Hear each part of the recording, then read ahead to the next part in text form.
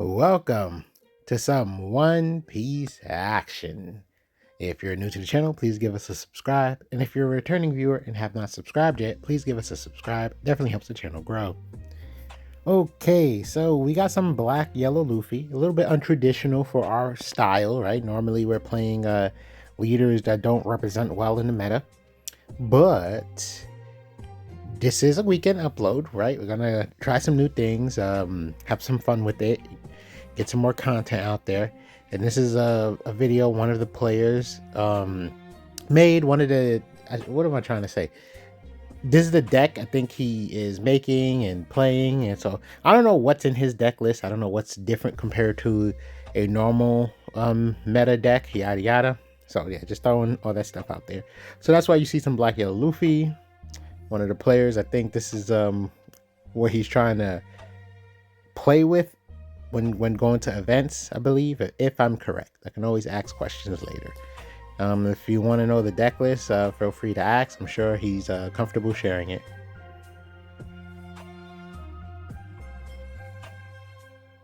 Oh, we're doing that just for the... Wait. It just simply trashes the life? Is that what that does? Oh, I gotta read that card. The only part that I memorize in my brain when it comes to that Luffy is that he just pumps himself for the most part. Well, Sakazuki got, I don't know if you even want to call that a full board. Everything is just like very minuscule. But nonetheless, more power to this player for even playing the modern day Sakazuki deck. And there's been talks about it being unbanned, yada yada. And maybe that's a good thing. Maybe creating an alternative for a banned card, because then there's the potential of it coming back rather than an errata, right? Would this be considered a different leader or an errata? I don't even know anymore. But I will say the overall effect is so different, and the art, right, that it just comes off as a different card entirely. Especially when it comes to Law. Law was changed in a very disrespectful way. Very disrespectful way. I don't understand. I feel like that leader is unplayable. It is. That's how I feel. It just absolutely is unplayable. But what are you supposed to do, right? I'm just so surprised that at least Sakazuki, not a strong leader ability, but a functional leader ability. Law? It's ridiculous. A burn 3 Dawn bottom deck a card just to play out 4-drop. Like, unless all the cards are going to come out with Rush, unless that's what you're doing, if your goal is for all the cards to just come out with Rush, all the Heart Pirates, yada yada, just rush, then sure, you got it. But if that's not the situation, then nah. Not even sure you got it. It's still a bad effect. It's still a bad leader ability. But it would make a bit more sense. And we're not talking just simply Rush. It has to be Rush plus ability. And leader lock it for sure. Who cares? But Rush plus ability. Rush plus ability. I'm going negative on my board. So anyway, I'm rambling about a whole different leader. 9K swing. Do we feel comfortable with the amount of counter power in hand? Or are we going to... Oh, we just play the blocker. Okay.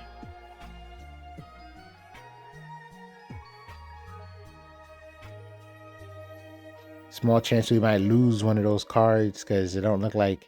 No, well, they only got 2 real swings. The leader swing and... Oh. So we lost our blocker. That is a overwhelming swing. I felt like we could have countered out of that.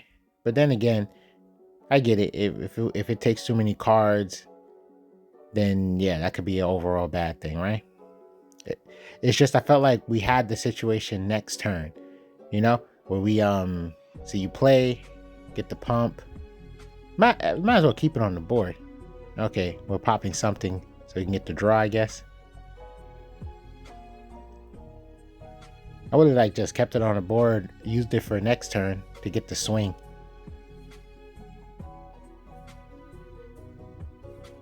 In a bit of a predicament. Taking that life put us in this situation where we only have the one Luffy.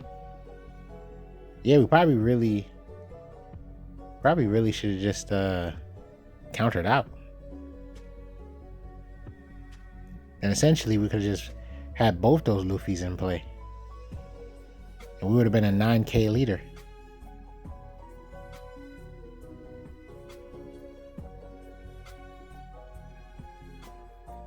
And he swung for 11. What am I thinking of? So 9. Yeah, and I would have just took 2 cards to counter out. They are putting the pressure on us.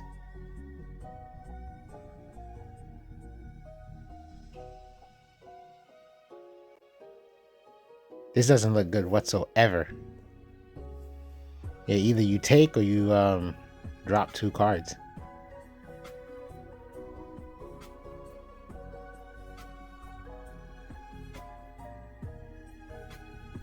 This is nuts. Oh my god.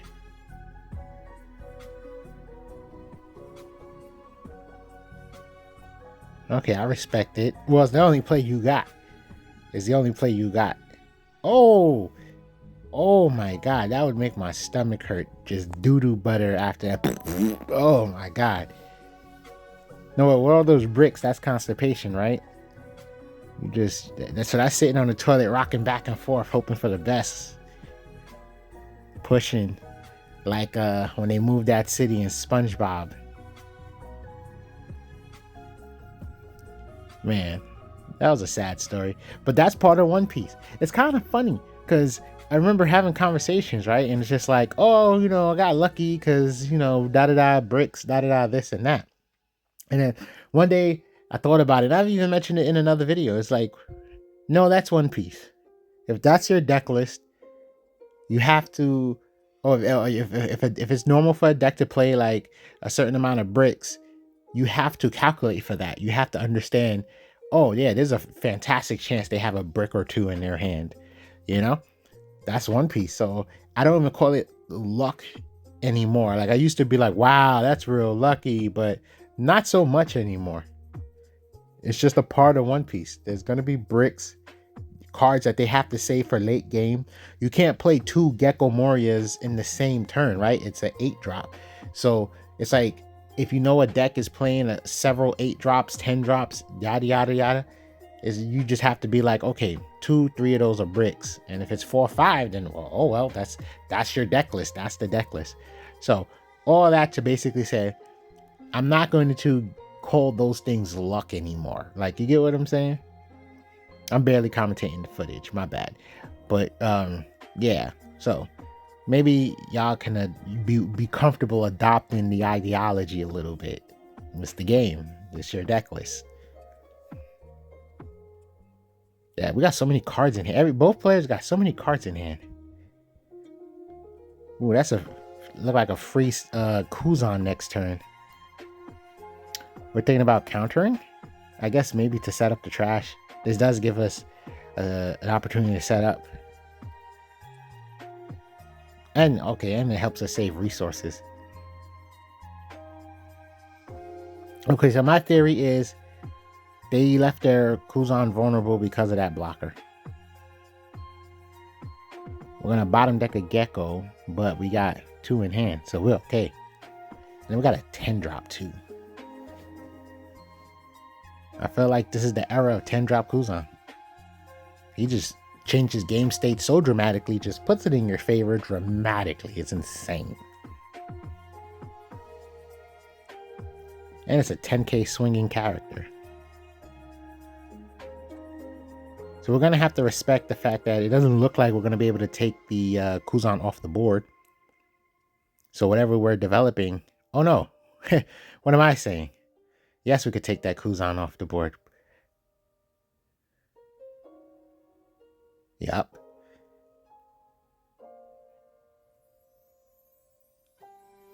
And then, are we playing it? Well, no, we can't play anything else, right? Well, I was going to say we can... I get it. It would probably be risky. Look at that. Look at the hand size. The hand size is absolutely absurd. I was like, wait, what if we play one of the kids, and then just that way we don't have to worry about like the Don count or countering. Like we just have it in play and it saves resources because it's already there, right? But with that many cards in hand, it's a complete target. Like, hey, take this off the board. Bow. Oh my god. That is a smart play, in my opinion. Because 16 here. That's 16. Just another 2K, right? What are we doing? Oh, setting up the trash. Smart. Okay, cool. That last one was wild, Brawlic. Yep, be careful. Understand what you want.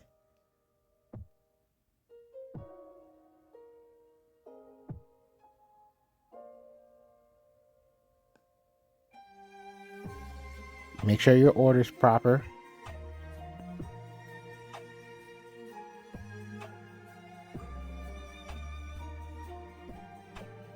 Yeah, you put the blocker in trash, and then I guess you just pick if you don't want the 10 drop anymore. I don't think you need the 10 drop. I don't think we got any effects that can benefit off of 10 drop at the moment. Outside of 10 drop himself. Like you can play 10 drop himself. KO something.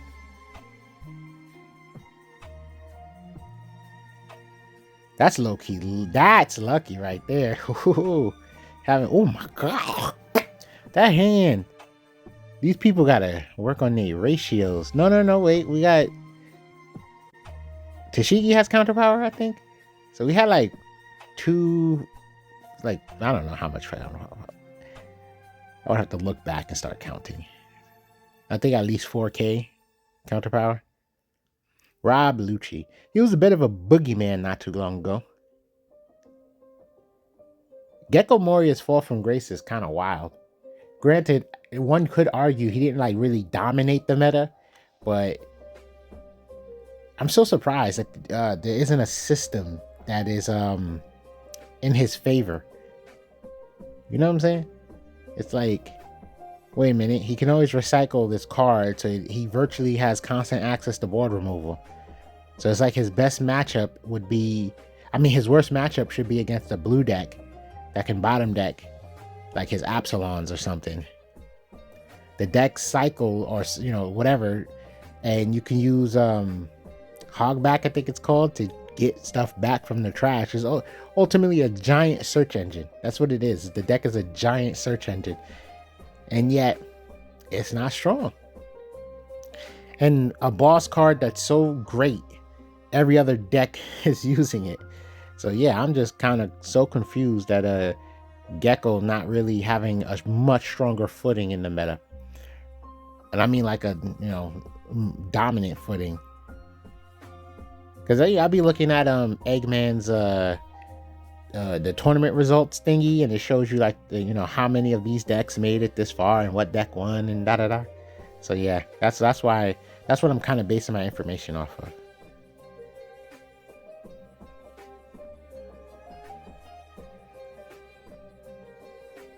Swinging for 5 is relatively smart because you already know this deck is incentivized to just take the damage. So why, you know, try to swing for 7? It's just, you already know they want to take the damage, so you get more for your plays. And like, let me just situate my play.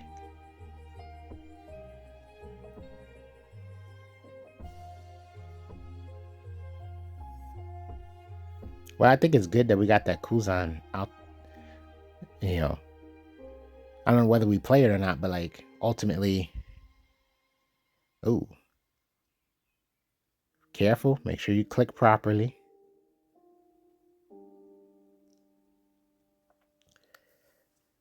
So yeah, I mean, instead of like, I don't know, taking the damage, yada yada, I don't know, I was just thinking having an early Kuzan in hand. This game was really going to give us all the geckos. That's wild. A little disgusting. Especially if you get lucky enough to get situated and then you just start chaining geckos. Not all the time the app giving you all the copies of the cards is a bad thing. You know what? I wonder because I know it's a bit of is it decisive is the word. I know the community is a little torn between how the app decides to shuffle, right? Some feel like, oh, it's bad because it keeps stacking you, multiple copies, and others is like, oh no, this is flawless shuffling. This like the best circumstances. You got to understand these are all probable outcomes. I think both parties have something that they can argue for, but what I'm saying is, and I had said this to some friends of mine, like I wonder if a deck is better on the app than it is in real life. I've actually wondered that. I'm like, is some of these decks just better in real life than they are on the app?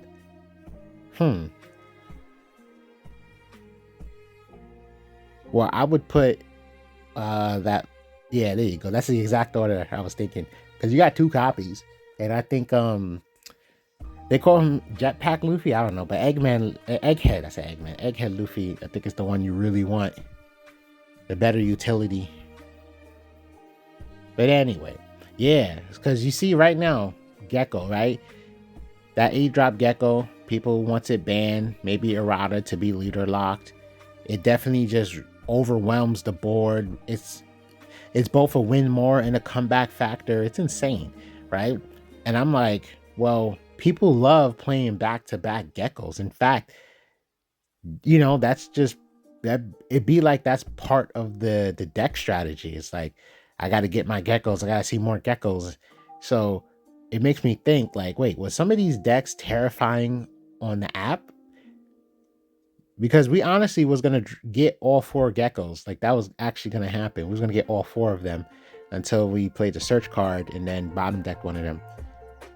And I think this is what the other games we had 2 to 3 Geckos, so on and so forth. So, like I said, that I don't know, in my experience, because I feel like the app can't replicate real life. And what does that mean? Sure, we split the decks in power shuffle and pile shuffle, whatever terminology you know it as, and do stuff like that. But the app can't replicate your card order from the last game. The app can't replicate your plastics and its quality, whether they're starting to stick or whatever your app can't. So the app it will, in my humble opinion, gives you 100% a completely different experience compared to playing IRL, because playing IRL, you don't see certain things happening the way they happen. You just don't see it this way. So I'm like, yeah, when people get into that position to chain Geckos or chain 10-drop Big Moms, right? It's like, I wonder if the app, since in my experience, since it's so consistent giving you duplicates, it's like, are these decks performing even better because of this? Is this deck really that broken? Or is it because the app experience is doing this compared to how it would be in real life? But I'll tell you this, I played Rob Lucci in real life, and that was a sad story anyway. It's like, it didn't matter. It doesn't matter whether this was a while back. This is a while back. The stage card was still in play, so yeah. So what are we gonna do? We're gonna discard a card, like put 2, right? Discard a card. I'm guessing we're gonna discard that 4-drop Kuzan and start these shenanigans. Oh, get a blocker. Oh, we're gonna have 2 blockers. Thinking outside the box here. Do we check the trash? Cancel and check the trash. Okay, so we do got a Sabo. I like this play. You could probably get rid of your Searcher and maybe the Makino. I think you got what you need, unless you don't feel like you got what you need. Ooh. Well, oh, see, this is why. See, I'm bad. All right. Why don't you put the cards that helps your shenanigans in the trash, right? You need those in the trash. Why don't you? Okay, I got you. You're right. But I like the Nami play. Helps the hand size, yada yada. You're gonna block with it again. You have Sabo to block with. You're gonna have Gecko Moria as offense next turn. So you could just block. Well, you need to, that's another thing. Yeah, so you gotta be careful. So you have to play Gecko Moria. Get the Luffy out. Blah, blah, blah. And then, yeah, okay, cool. I think we're there. But essentially what I'm saying is loop the Namis, which would help the hand size, which would help the engine run longer. Yeah, that's a free. They probably wasn't paying attention.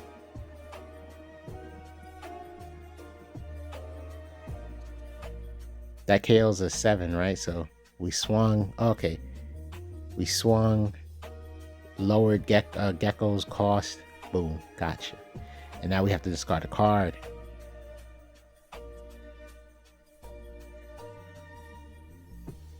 I know it was tough. I know it's like, I might be in a position where I need to play this from hand, but you got 2 Geckos.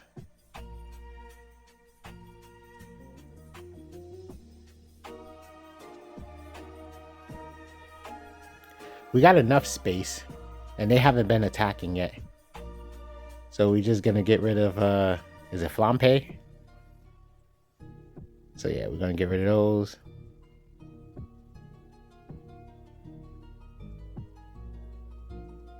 Wait, does Luffy have to get rid of a life to get its effect? Or can you do it with no life? Because, no, it doesn't matter. It can't attack. Why does it matter? If it was a red deck, it would matter. That's the kind of funny part. Oh, we're digging into our other sets of 2Ks, so the decision making on trashing has to be careful.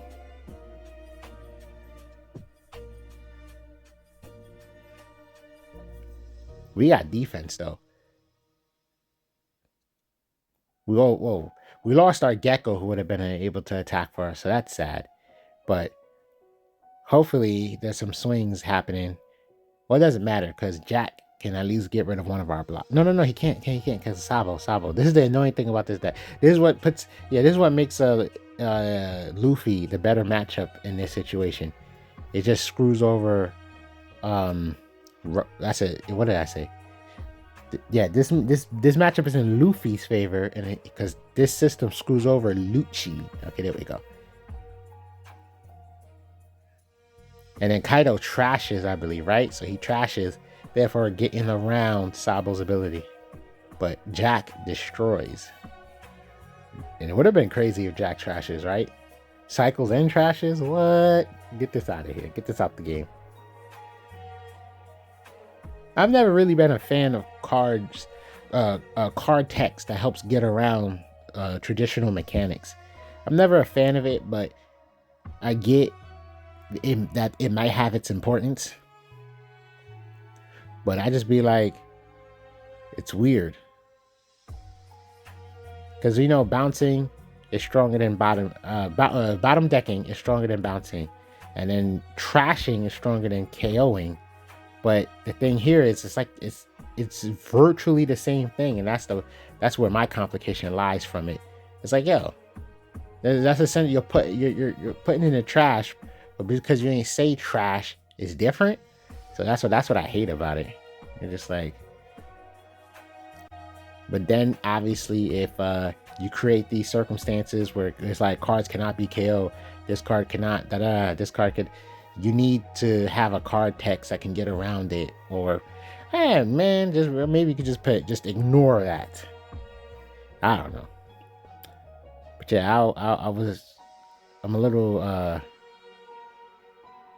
like, I don't know what I'm looking for, but not a fan, I get. Oh, we're gonna get rid of a Gecko? We're gonna check a Gecko? Shouldn't we check one of the, these characters so you can just do your engine again? I'm surprised that Rob Lucci ain't getting extra aggressive. Granted, it gives us a reason to use our Nami, but it's like, what does he expect to happen? You might as well put the Nami in the trash, right?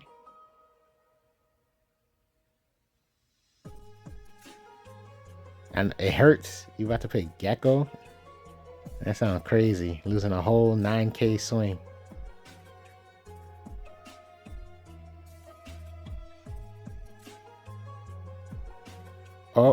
both the Kuzans at this point in the game.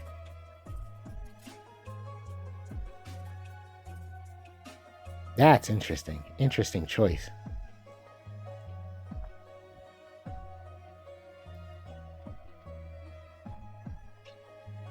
But yeah. So coming from Yu-Gi-Oh, that send versus destroy, I was like, this is lame. So it's weird to me. But yeah, I get maybe it has its importance. It's a power creep thing, I guess. That's what it really is. Right? Like, but it's so early in the game. I don't know. I'm gonna stop rambling about that. Let's see what this Rob Lucci does. Get a Nami block. There we go. It has to be exhausting dealing with this when Luffy is running this way. This has to be exhausting.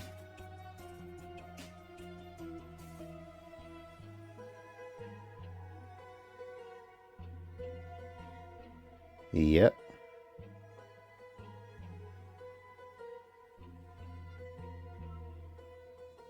I'm gonna just poke for the 8 first, see what happens. I mean, everything's attacking at this point.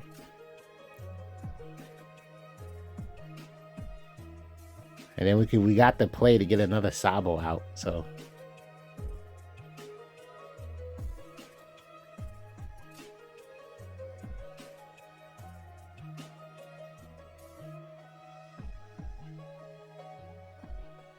I'm like, it's low-key scary. Oh. I was like, they had a 2K. I'm like, what if they have an event? But we had enough attacks. That's the... Come on now. A G?